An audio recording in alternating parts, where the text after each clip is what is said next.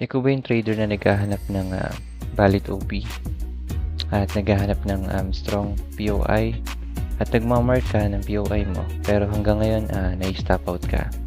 Ang tanong, meron nga ba tayong invalid at valid OP? Halika, pag-usapan natin.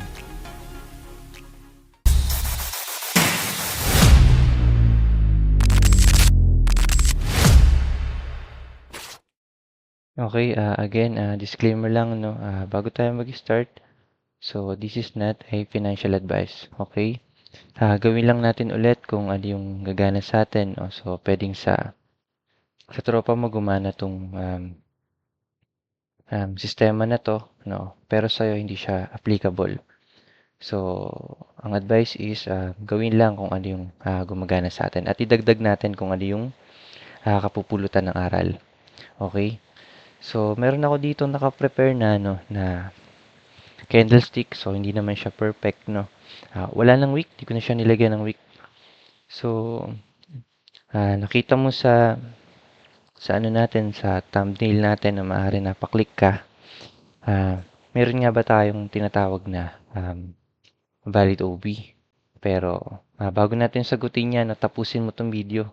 So magandang usapin to no, when it comes sa pagmark ng ating mga point of interest. Okay. So kalimitan, ang tinatanong sa atin, so meron nga ba sir, meron nga ba tayong malakas na OB? Lagyan natin to strong OB or point of interest. Okay, what happened? Okay. Strong OB or point of interest and then weak OB or weak point of interest. So, recap lang natin ulit ano nga ba yung point of interest, no? Bakit natin siya ginagamit at bakit nagmamark tayo ng ating mga point of interest sa price. So, ang purpose ng point of interest again is para pababain yung probability na may stop out tayo sa mga trade natin. So, let's say meron tayong point of interest dito. So, maghihintay ka muna dyan ng reaction bago ka pumasok. No? Let's say, downtrend yung market and then nag-reclaim siya dito sa minark mo na POI mo or point of interest mo. So, hindi ka dito agad papasok ng short hanggat hindi siya gumagawa ng initial reaction. So, ano lang, scenario lang na let's say, nagte-take ka ng trade aggressively, hindi ka naghihintay ng reaction. So, ayun yung purpose ng point of interest di ba? Ngayon, nag-mark ka ng mga point of interest mo and then na-stop out ka lang. So, bakit siya nangyayari, di ba? Nangyayari siya kapag nag-position ka kagad ng mga trades or ng mga order, whether short or long. So, same lang sila. Kapag ka order ka kagad and then hindi ka naghintay ng reaction, so ibig sabihin nag-aggressive trade ka. Okay? So, balik tayo dito. So, pag sinabi ulit POI, okay, pwede yung mga key level o ano bang type ng trader ka, price action trader ka, pwede ding mga key levels. Okay, pag sinabing key levels, okay, yung how often nag-touch yung price. Basic lang naman siya. Okay. Kung meron tayong support and resistance dito sa taas, meron tayong resistance. Tapos dito sa baba, meron naman tayong support. So, meron din tayong tinatawag na key levels. Okay, siya yung nasa equilibrium or nasa gitna. At everywhere natin siya makikita, no, maraming key levels. So, fokusan lang muna natin kung ano yung pinaka-topic natin. Okay, so, meron tayong sample. So, ito na siya. Yung sample ng price action. So, saying na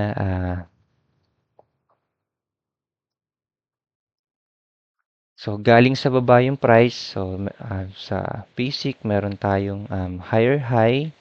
Ito yung higher high natin. Okay, and then higher low. Okay, ilagay natin ng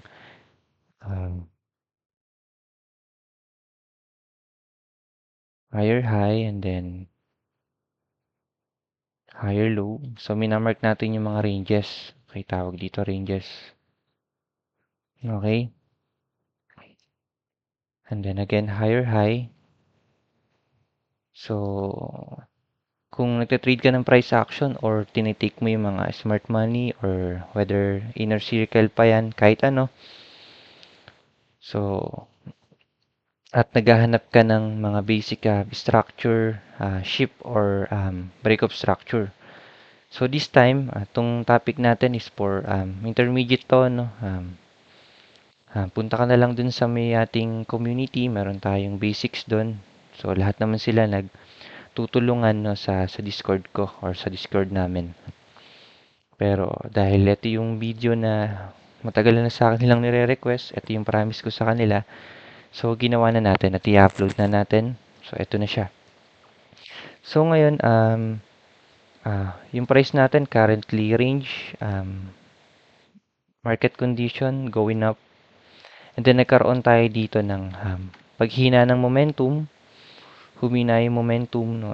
Bumaba yung bullish candlestick at nagkaroon tayo ng massive dump. O, nagkaroon tayo ng bearish candlestick. And then dito sa huling ranges, so nagpakita na dito ng break of structure, no. Meron tayo ditong break of structure. So dito binigyan na tayo ng hint ng market na possibly na short naman siya, no. Kung uptrend dito, possibly dito downtrend movement at pwede natin siyang magamit na ma-take advantage para mag-set tayo ng mga entry, no. So ngayon, ito na yung tanong. So meron nga ba tayong tinatawag na valid OB? Okay? Or left behind orders ng institutions. 'Di ba dito sa basic natin, so nandun naman siya sa loob naman ng Discord natin, no. Tinuro natin siya. Kapag ka nagmamark tayo ng mga left behind orders or ng OB, so ito yung last bullish candlestick before the downtrend movement. So kapag basag dito, nagkaroon tayo ng downtrend movement, ang imamark natin na OB, yung last bullish candle. So, vice versa, kapag ka bearish, ang imamark mo yung bearish candle naman before the upward movement. So, since ito yung sample natin, downtrend movement, di ba? So, ngayon, nagmark ka ng mga possible mo na point of interest. So, pwedeng inefficiency, or okay, pwedeng itong FPGs dito. Okay. Pwedeng yung key levels around dito. Meron din tayong key levels dito.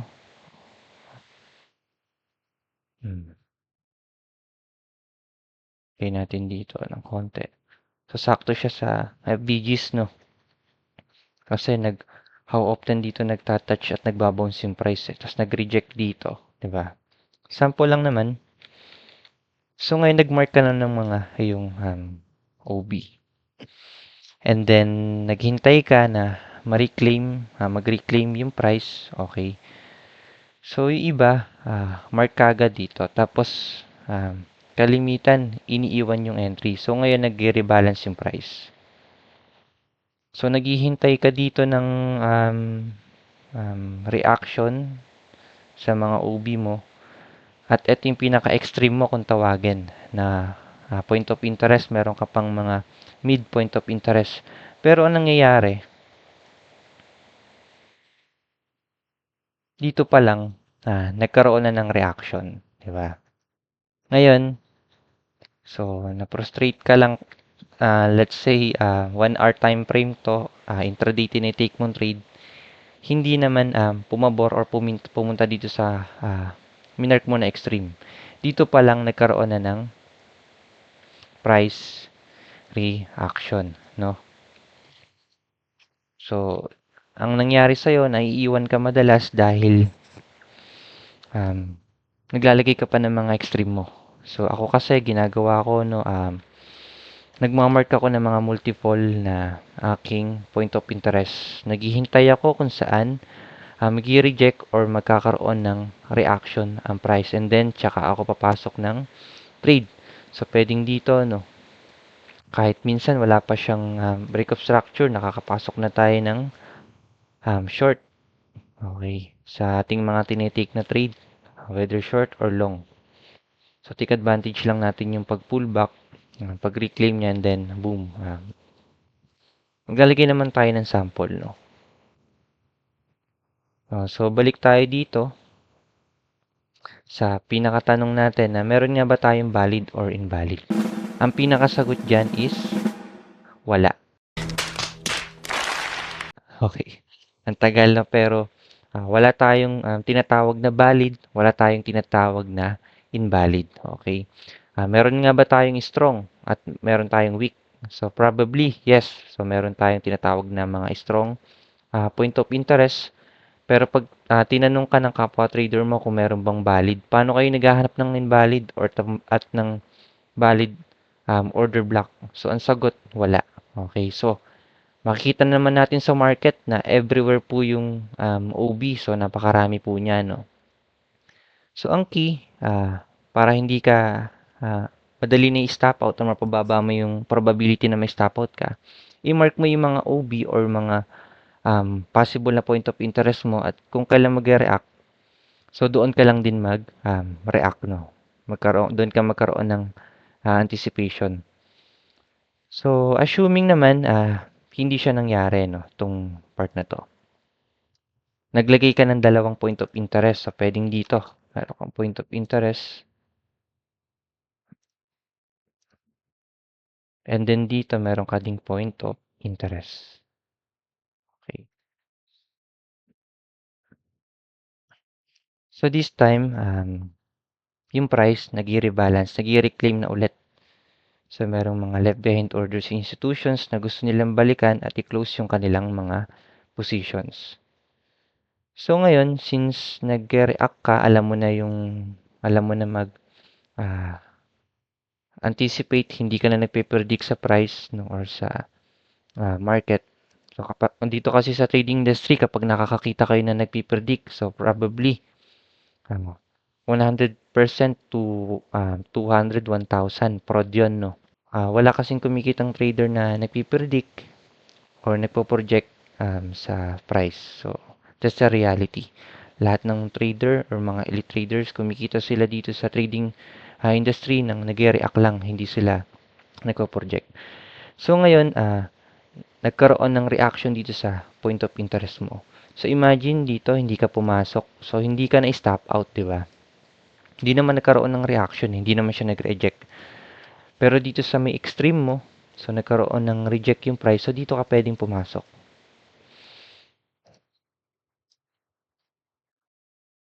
Diba? Pwede tayo ditong pumasok ng conservative. So, possibly pwede na tong healthy risk-reward ratio since re-respect natin yung volatility ng price at saka itong key level. So, pwede natin ito gamitin na exit and then short. Okay. Then, continual going up yung price. So, ngayon, hanap tayo ng sample. Lika. Okay, so dito tayo sa sample price, no? Dito tayo sa Ethereum. So, let's see, check natin yung mga sample sa price. Okay?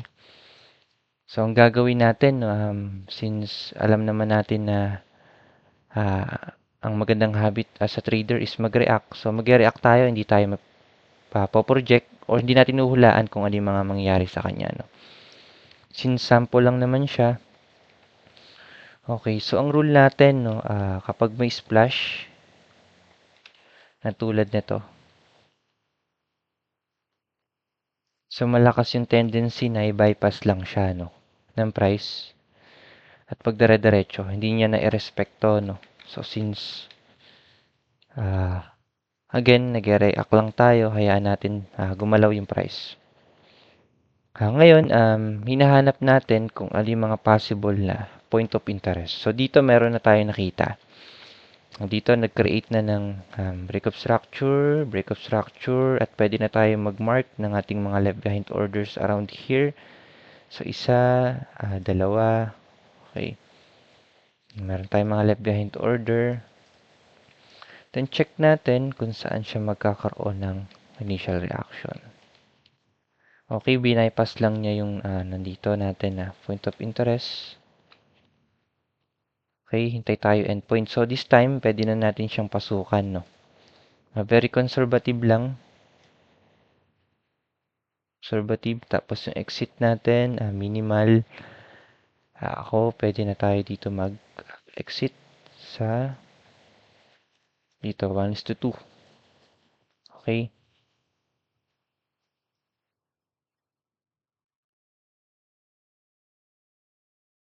Okay, muntik pa tayong ma-stop out. So, meron na tayong 2RR dito. And then again, okay, hanap tayo ulit ng ating mga possible point of interest. Okay. So, mark natin ulit to, break of structure, and then point of interest. And then possible point of interest. Okay. Again, lagi tayong conservative. Hintayin natin siya mag-react bago tayo pumasok. Okay, dito ulit. Point of interest. Meron tayong break of structure dito. Okay, sa much lower time frame. Okay, dito ba nagkaroon ng reaction? So, hindi tayo may stop out. Hindi tayo mag-short kagad dito. Diba? Tayo lang tayo ng reaction. And then, pull back. Tingnan natin kung sa extreme ba aabutin to. Okay, so nagkaroon na ng reaction. So, pwede tayo pumasok, no, ng conservative lang ulit. Dito, and then, okay, dito lang yung exit natin. 1.5 risk reward ratio. So, all goods na to. Expect natin yung volatility ng price. Okay, ang ganda, no? Na-entry natin. So, power ng key levels, di ba? Dito meron tayong 1.5, di ba? So, nagigets mo na, no? Na kung saan mag-react yung price, doon tayo papasok, di ba? So, walang tinatawag na invalid or valid kasi wala naman kung sino man ang makakapredict niyan, di ba? Tayo as a trader, ang ginagawa nating good habit is anticipate tayo. Doon lumalabas yung prediction kapag marunong ka mag-anticipate. Kapag may nakikita kayo sa social media na nagpe-predict, so probably na-predict niya pero hindi naman naka-entry. Ganun yung reality, no? Maraming fraud sa trading industry. Okay, ngayon hanap tayo ulit ng possible natin ulit. Tanggalin na natin itong mga previous OB natin, and then dito meron tayo ulit OB. So meron tayong break of structure, and then meron na naman tayo ulit OB na nag-mitigate, and then ito OB din. OB din.